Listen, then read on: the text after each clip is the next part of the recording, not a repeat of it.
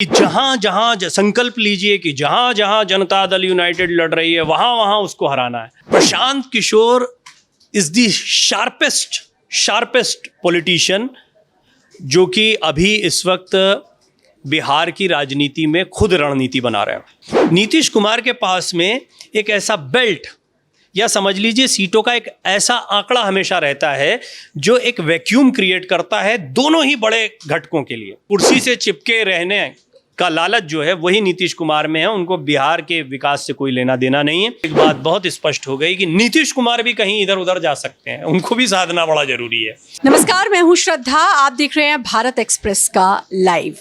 तो आज जिस पर बात होगी वो ये कि क्यों जेडीयू की सीट हथियाना चाहते हैं प्रशांत किशोर यानी पीके। जब बात बिहार की राजनीति की आती है तो लालू प्रसाद यादव और नीतीश कुमार के अलावा एक और नाम है जो है प्रशांत किशोर का।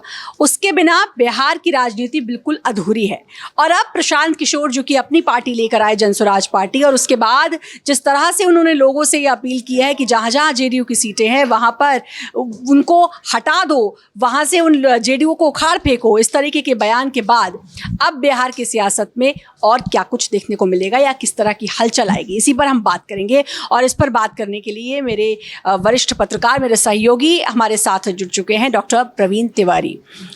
तो बिहार में लालू प्रसाद यादव हो गए, नीतीश कुमार हो गए, सीएम हैं। इसके अलावा प्रशांत किशोर को कोई नहीं भूल सकता। और जैसा कि आप मुझे थोड़ी देर पहले बता भी रहे थे कि कितने कैसे वो एक बड़े रणनीतिकार, अगर उनको कहें तो वे गलत नहीं होगा। अब क्यों वो हथियाना चाहते हैं जेडीयू की सीटें, इस पर हम बात करेंगे। पहले तो देखिए, हथियाना शब्द सुनते ही लोग चौंक जाएंगे कि भाई क्यों, वो तो अपनी पॉलिटिकल पार्टी चलाते हैं, हथियाना क्यों। दरअसल उन्होंने बड़ा स्पेसिफिक बयान दिया। उन्होंने जिस तरीके से सभा को संबोधित करते हुए अपने समर्थकों को कहा कि जहां जहां संकल्प लीजिए कि जहां जहां जनता दल यूनाइटेड लड़ रही है वहां वहां उसको हराना है। अरे भाई, हराना है तो एनडीए को हराना है तो अब वो तो अभी किसी के साथ गए नहीं है कि आप आरजेडी के साथ हो, तो सबके खिलाफ हैं, अपनी पार्टी चला रहे हैं। उन्होंने स्पेसिफिकली जनता दल यूनाइटेड के बारे में क्यों कहा? Prashant Kishor is the sharpest politician जो कि अभी इस वक्त बिहार की राजनीति में खुद रणनीति बना रहे हैं। खुद रणनीति बनाने से मतलब ये होता है कि हम सभी जानते हैं भारतीय जनता पार्टी की रणनीति बनाने के लिए एक बड़ी टीम केंद्र से भी काम करती है। किसी भी राज्य में चुनाव हो, चाहे आप देखते हैं कि मुख्यमंत्री का चुनाव हो, टिकटों का बंटवारा होता है, कई चौंकाने वाले नाम होते हैं, कई बड़े चेहरों को चुनाव लड़ा दिया जाए, ये सब बिहार के लेवल पर नहीं होता है। एक है नीतीश कुमार की अपनी सियासत रही है, किस्मत, समझ और सियासी आंकड़ा, और यहाँ पर उनके पास जो है ना वो हथियाने की कोशिश कर रहे हैं, सिर्फ सीटें नहीं। एक बहुत खास चीज़ है नीतीश कुमार के पास में एक ऐसा बेल्ट या समझ लीजिए सीटों का एक ऐसा आंकड़ा हमेशा रहता है जो एक वैक्यूम क्रिएट करता है दोनों ही बड़े घटकों के लिए, चाहे वो आरजेडी हो चाहे वो भारतीय जनता पार्टी हो। इधर भी सहयोगी मिल जाए, इधर भी सहयोगी मिल जाए तो ना तो बहुत कम और ना ही इतनी ज़्यादा कि अपने दम पर सरकार बना लें, लेकिन एक ऐसे गैप को ब्रिज करते हैं नीतीश कुमार, जो हमेशा उनको किंग बनाए रखता है, सत्ता की चाबी रहती है। प्रशांत कुमार इससे पहले ये भी कहते हैं कि चाहे ये आ जाएं चाहे वो आ जाएं, सिर्फ कुर्सी से चिपके रहने का लालच जो है वही नीतीश कुमार में है। उनको बिहार के विकास से कोई लेना देना नहीं है, कुर्सी का लालच है उनके मन में। ये सारी बातें उन्होंने कही। अब तो पॉलिटिशियन है। प्रशांत किशोर जी को थोड़ा समझ लीजिए, उनके नीतीश कुमार से रिश्ते को भी समझिए।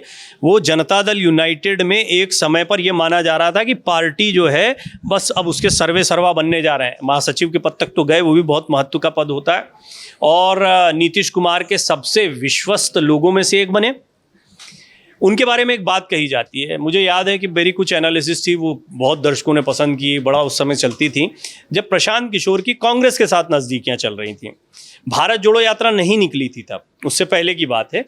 और लगभग उन्होंने जो चीज़ें सजेस्ट की थी प्रशांत किशोर ने, वो कई चीज़ें देखने को मिली और उसका पॉजिटिव इम्पैक्ट भी देखने को मिला, ऐसा मुझे लगता है। लेकिन वहाँ भी पार्टी में पद चाहते थे, वो डील नहीं चाहते थे। अब प्रशांत किशोर का एक स्पष्ट मानना था कि आप बहुत रणनीति बना। अरे प्रधानमंत्री मोदी जब वो प्रधानमंत्री नहीं थे तब उनकी रणनीति बनाई, अरविंद केजरीवाल की, ममता बनर्जी की, और किसकी नहीं रणनीति बनाई, सभी के लिए वो रणनीतिकार। और फिर फाइनली बिहार में नीतीश कुमार के साथ में तो उन्होंने धीरे धीरे पॉलिटिक्स को अपनी मजबूत किया, आगे बढ़ाया। कांग्रेस के साथ उनकी बात नहीं बन पाई थी। यानी एक बात समझ में आ गई कि वो भारतीय जनता पार्टी से इतर विपक्ष के वैक्यूम में अपनी एक जगह देखते हैं। अब बिहार की सियासत में देखें तो बिहार की सियासत में आपको बहुत ज़्यादा मेहनत नहीं करनी है, बहुत बड़ा मतलब, हालांकि वो कम मेहनत नहीं है जो नीतीश कुमार करते हैं, मैं ये नहीं कह रहा हूँ, लेकिन आप देखिए आंकड़ा देखिए, 243 जो सीटें हैं कुल, उनमें से अगर आप जनता दल यूनाइटेड की सीटें देखें तो 45 सीटें हैं। अब ये 45 सीटों पर जनता दल यूनाइटेड को हरा दिया जाए। अब इनको हरा दिया जाए का मतलब है क्या कि हमको जिता दिया जाए। ये बात सिर्फ उनको हराने तक सीमित नहीं है। किसको जिताएंगे? आरजेडी को। हो सकता है कि कोई समीकरण बनाए, हो सकता है प्रशांत किशोर को अगर आरजेडी का कोई समर्थन मिलता है और अगर वो बिल्कुल इतना खुल के जेडीयू के खिलाफ जा रहे हैं। देखिए बयानबाजियां जो होती है अभी चुनाव के बहुत पहले हो रही है, सियासी समीकरण बार्गेनिंग पर डिपेंड करते हैं। ये इतना आसान नहीं होता कि मैंने कुछ बोल दिया और ऐसे ही हो जाएगा। बयानों में बहुत कुछ छिपा होता है, बयानों में एक डर छिपा होता है। भविष्य में क्या नुकसान दे सकता है, क्या फायदा दे सकता है, कौन किसके साथ चला जाएगा आज अभी भी नहीं कह सकते हो आप। कौन चुनाव लड़ेगा किसके साथ नहीं कह सकते। नीतीश कुमार के चेहरे के बारे में आनन फानन बोल दिया गया। अगला आपका एक मुद्दा ये हो सकता है कि बीजेपी की तरफ से अब ये घोषित कर दिया गया कि एनडीए के सीएम फेस जो है नीतीश कुमार ही होंगे। मनोहर लाल खट्टर ने बयान दिया, शहनवाज हुसैन ने उसके बारे उसकी पुष्टि भी की और बताया कि नहीं उन्हीं के नेतृत्व में चुनाव लड़ना है, जबकि इससे पहले बहस कुछ और चल रही थी। निशांत कुमार जो नीतीश कुमार के बेटे हैं वो कह चुके थे कि आपको चेहरा घोषित करना चाहिए, इसकी आवश्यकता क्यों पड़ी थी। अचानक से निशांत कुमार कहाँ से आ गए बिहार की पॉलिटिक्स में। कई लोगों को पता ही नहीं था कि नीतीश कुमार का एक बेटा भी है भाई, वो पॉलिटिक्स करने के लायक हो गया। ये सारी दिलचस्प चीज़ें चलती रहीं।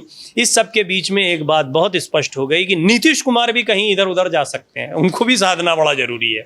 भारतीय जनता पार्टी की तरफ से ये बयान यूं ही नहीं दिया गया, वो जानते हैं उनका मिजाज क्या है। वो आरजेडी के साथ चले जाएं, इनके साथ चले जाएं, जरा से में कहीं भी इधर उधर से कितनी बार तो चले गए, रिकॉर्ड बना चुके हैं। वो भी एक ही समय पर इधर उधर होने का रिकॉर्ड बना। अभी भी है क्या बीजेपी को? क्यों नहीं रहेगा, पॉलिटिक्स है। ये डर बीजेपी को, जनता दल यूनाइटेड को क्या ये डर नहीं है कि महाराष्ट्र की तरह बीजेपी की अगर पूर्ण बहुमत के आसपास सीटें आ गईं और वो जनता दल यूनाइटेड के विधायक उनके साथ जाके मिल लिए या कुछ हो गया, किस तरह का डर नहीं होगा? डर तो था ही। जब आरजेडी के साथ गए पिछली बार तो क्या डर था? यही तो डर था कि मेरी पार्टी को कब्जाना चाहते, जैसा महाराष्ट्र में हुआ ऐसा मेरे साथ कर देंगे, यही सब बोल के गए थे। वापस आ गए, समझाया गया कि भाई ऐसा कुछ नहीं कर रहे हैं, आपके साथ नहीं करेंगे, परेशानी की बात नहीं है। लेकिन सियासत है भाई, भारतीय जनता पार्टी सियासत करने के लिए अपनी पार्टी चला रही है कि वो जनता दल यूनाइटेड को पालने के लिए यहाँ पर राजनीति कर रही है। जनता दल यूनाइटेड उनकी ज़रूरत है, ऐसे ही जनता दल यूनाइटेड की ज़रूरत भारतीय जनता पार्टी की लोकप्रियता बढ़ी है।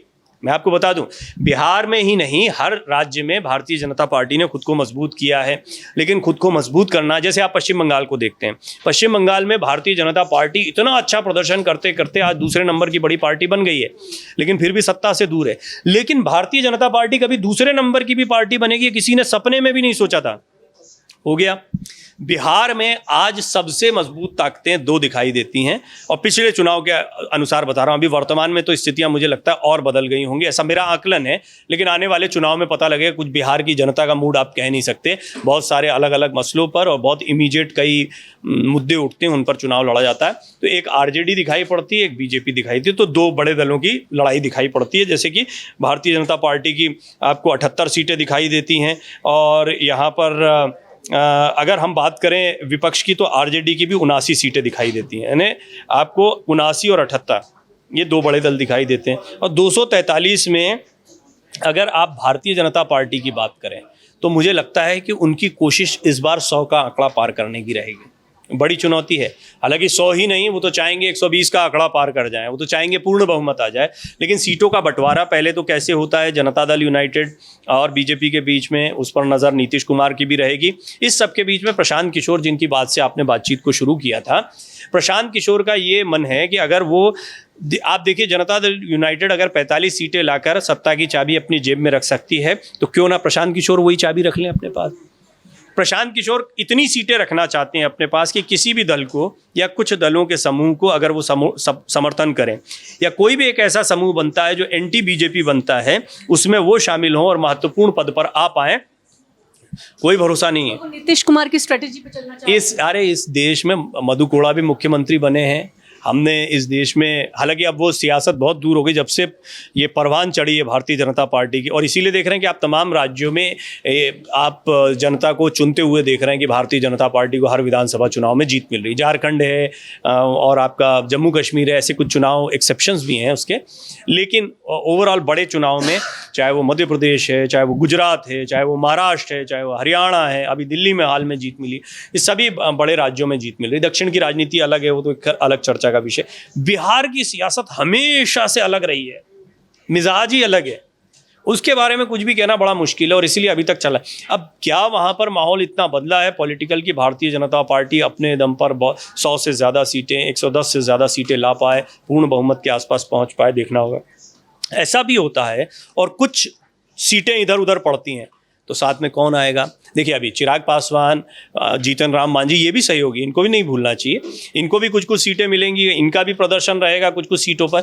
लेकिन भारतीय जनता पार्टी इसके बावजूद अपने आप को ये मान के चलेगी कि हम अपने दम पर इतनी सीटें लाएं कि हमको बहुत ज़्यादा डिपेंडेंसी किसी पर ना हो, अगर मुख्यमंत्री अपना बनाना है तो। लेकिन जनता दल यूनाइटेड और बीजेपी का जब साथ में उतरना होता है जनता के बीच में, तो एक मैसेज क्लियर देना है कि हमारा चेहरा यही है, हमारे नेता यही हैं, तो इससे क्या होती है, स्पष्टता आ जाती है चुनावी कैंपेन में। और जनता दल यूनाइटेड और बीजेपी के बीच में आपसी कोई खींचतान नहीं रहती है। सीटों के बंटवारे में भी इसमें फ़ायदा होगा जब बार्गेनिंग होगी। अरे आपको चेहरा तो घोषित कर दिया है, अब जो थी स्थिति हमको भी तो कुछ करने दीजिए, हमको कुछ देंगे नहीं देंगे, आप तो चेहरा है, सीएम बनेंगे आप तो। ये सब भी होता है राज। हालांकि ऐसा नहीं, नीतीश कुमार भी ऐसा नहीं लॉलीपॉप लेके बैठ जाएंगे, वो बच्चे हैं कि उनको पता नहीं है। महाराष्ट्र जैसे आपने पहले भी कहा, महाराष्ट्र में दूसरे, अब क्या हुआ जब चुनाव हुए तो पहले एकनाथ शिंदे को बनाया गया सीएम और अब फिर देवेंद्र फडणवीस, हालांकि वहां पे भी खींचतानी की बात आती है। ये अच्छा आपका एक पॉइंट उठाया, नेतृत्व में लड़ रहे हैं, बार बार बोला गया। तो वहां से बोलते थे, अरे विपक्षी बोलते थे कि सीएम फेस क्यों नहीं घोषित, अरे सीएम तो तय हो जाएगा, अभी उनके नेतृत्व में लड़ रहे हैं, उनके नेतृत्व में लड़ रहे हैं। इधर इनके नेतृत्व में लड़ रहे थे, इसी पे निशांत कुमार बोले क्या नेतृत्व ने, क्या लाडला मुख्यमंत्री का चेहरा घोषित करिए, आज कर दिया घोषित। और घोषित क्या करना है, बयान तो देना है, कौन सा कागज पे लिख के देना है आपको कि कोई एग्रीमेंट हो रहा है। हालांकि मुझे लगता है कि बीजेपी की चिंता अभी ये नहीं है, और ये बीजेपी के काम करने का तरीका रहा है, वो चुनावी रणनीति पर काम करते हैं, उनको इस बात की बहुत चिंता नहीं है कि कौन सीएम। अभी बनाया ना इनको सीएम, हमारे समर्थित सरकार बने, किसी की बने, लेकिन एनडीए सत्ता में रहनी चाहिए, सत्ता में वापसी करना, ये पहला मकसद है बीजेपी का, और बहुत सीरियस रहते हैं इसमें रणनीति का। हाँ, वो प्रदर्शन अपनी सीटों पर और अच्छा करेंगे। जनता दल यूनाइटेड सहयोगी दल है, जीतन राम मांझी हैं, चिराग पासवान है, ये भी अच्छा प्रदर्शन करें, इसकी भी चिंता रहेगी। साथ ही साथ में प्रशांत किशोर, जिनकी आपने बात शुरू की थी, वो मुझे लगता है कि वो डार्क हॉर्स, या आप कह लीजिए एक छुपा हुआ पत्ता जो है, वो साबित हो सकते हैं। अब मुझे नहीं पता कि ज़मीन पर अभी उनका कितना। प्रशांत किशोर की जब हम बात करें, उनके लिए बड़ी चुनौती क्या है, नीतीश कुमार या फिर बीजेपी? उनके लिए बड़ी चुनौती पहले खुद को खड़ा करना, पैर पे खड़ा होना। कि अभी एक जैसे आप कहें कि एक बच्चे के लिए बड़ी चुनौती क्या है, पहले डॉक्टर बनना कि इंजीनियर बनना। अरे भाई, पहले तुमको स्कूल जाना है, प्राइमरी करना है, उसके बाद। हालांकि प्रशांत किशोर ये वाली प्राइमरी और ये वाली पढ़ाई लिखाई खूब दूसरों के लिए कर चुके हैं। देखिए, दूसरों को सलाह देना, उनकी रणनीति बनाना और अपना राजनीति में चेहरा बड़ा करना। किसी भी आप चेहरे को देखें राजनीति के, तो कोई बहुत बड़ा रणनीतिकार नहीं रहा है, जनता में लोकप्रिय हो गया और जनता ने उसको हाथों हाथ ले लिया। मायावती जी उदाहरण है, और भी बहुत सारे उदाहरण, लालू प्रसाद यादव उदाहरण है, राबड़ी देवी भी नेता के तौर पर आज लोकप्रिय हो गई, तेजस्वी यादव भी लोकप्रिय। मैं ये नहीं कहता कि ये कोई बहुत अच्छे रणनीतिकार नहीं होंगे, बट प्रशांत किशोर जैसी उन्होंने रणनीतियां नहीं बनाई होंगी। प्रशांत किशोर की जरूरत इन लोगों को भी पड़ती है। अब प्रशांत किशोर रणनीतिकार तो अच्छे हैं, लेकिन पॉलिटिशियन, अभी आपने उनका अंदाज और मिजाज देखा है? मैंने उनको एक बहुत गंभीर और एक दार्शनिक चिंतक और जब गंभीरता से बात करने वाले एनालिस्ट के तौर पर देखा, और अभी जब मैं उनको देखता हूं तो मैं उनको खाटी पॉलिटिशियन के तौर पर, इसकी ज़रूरत है राजनीति में, इस अंदाज की ज़रूरत होती है। तो वो कहते हैं लालची है, कुर्सी से चिपके रहना चाहते हैं। कुल मिलाकर वो सियासत में आ गए हैं। उनके लिए सबसे बड़ी चुनौती ये है कि वो कितनी सीटें लेकर आते हैं। उनके लिए सबसे बड़ी चुनौती है कि क्या किसी के साथ गठबंधन से आते हैं, परोक्ष या अपरोक्ष समर्थन लेकर आते हैं। मान लीजिए छद्म रूप से ही सही, कुछ जगहों पर उनको सपोर्ट कर दिया गया, मतलब मान लीजिए किसी के साथ उनका कोई कॉम्बिनेशन नहीं बना, लेकिन कुछ सीटों पर उनके कैंडिडेट्स को किसी पार्टी की तरफ, अब वो कौन करेगी ये मैं नहीं कह सकता अभी और ना कहना चाहूँगा इस पर। मेरे दिमाग में भी बहुत सारे गुणागणित चल रहे हैं कि वो किन किन से, लेकिन ये खेल बहुत होगा बिहार में। बिहार में मल्टीपल मोर्चों पर लड़ाई होनी है। इस मल्टीपल मोर्चों में जब भी लड़ाई होती है, यदि कोई लहर जैसी किसी एक पार्टी के लिए नहीं चल रही है तो फ्रैक्चर्ड मैंडेट होता है। फ्रैक्चर्ड मैंडेट में छोटा सा 10, 15, 20 सीट वाला दल भी, आप देख रहे जनता दल यूनाइटेड जैसा 40-45 सीटें कोई ले आए तो फिर उसके बाद तो सत्ता की चाबी उनकी जेब में आ जाती है। एक और लास्ट क्वेश्चन कि हमने ये तो पूछ लिया कि प्रशांत किशोर के लिए क्या बड़ी चुनौती है, नीतीश कुमार या बीजेपी, लेकिन नीतीश कुमार के लिए या फिर बीजेपी के लिए और खास तौर पर नीतीश कुमार के लिए कितनी बड़ी चुनौती प्रशांत किशोर है? मुझे नहीं लगता, मुझे इसलिए नहीं लगता कि ये कोई बहुत बड़ी चुनौती है, क्योंकि बीजेपी और जनता दल यूनाइटेड जो है अभी वो तेजस्वी यादव पर ही हमलावर हैं। देखिए, आप राजनीति में आपको जानना है ना कौन किसके लिए चुनौती है, तो आप बयानों को देखो।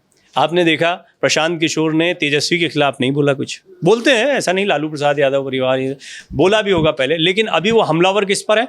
नीतीश कुमार पर, क्योंकि उन्हें पता है चेहरा कौन है, अभी नीतीश कुमार हैं, तो वो चेहरे पर हमलावर हैं। आपने कभी सुना प्रशांत किशोर के खिलाफ कोई बोल रहा है? वो किसके खिलाफ बोल रहे हैं? तेजस्वी यादव के, भ्रष्टाचार के खिलाफ। लालू प्रसाद यादव तो है ही नहीं अब एक्टिव पॉलिटिक्स में, लेकिन चेहरा है उनका, तो उनके खिलाफ बोला जा रहा है। तो बीजेपी अभी तक तो नहीं लिया जा रहा है, पर जैसा मैंने कहा कि वो छुपा हुआ पत्ता होता है, कुछ कह नहीं सकते, हो सकता है अगली बार यही सबसे बड़ी ताकत बन जाए। ये कहना मतलब इसमें कोई, लेकिन फिलहाल कोई ऐसी बड़ी चुनौती नहीं है। अभी तो आरजेडी से इनको चुनाव लड़ना है, और दूसरा सबसे पहले आपस में जो सियासी समीकरण है वो साध के चलना है, उसको सेटल करेंगे। उसके बाद में वो जाके आरजेडी के खिलाफ रणनीति बनाएंगे। फिर जो सीटों का बंटवारा होगा उसमें प्रशांत किशोर के लिए तो पहली चुनौती ये है कितनी सीटों पर लड़ते हैं, कितनी सीटों पर जीतते हैं और कितनी सीटों पर मजबूती के साथ में कैंडिडेट उनको मिल पाते हैं। कुल मिलाकर अब वो मैदान में तो उतर चुके हैं, खैर आने वाला वक्त ही बताएगा। और आजकल जब चुनाव होते हैं और चुनाव के बाद जो नतीजे आते हैं कई बार वो बड़े चौंकाने वाले होते हैं, और क्योंकि जनता का मूड क्या है ये अभी किसी को नहीं पता, पर हाँ मूड बनाने का काम पार्टियां ज़रूर करती हैं।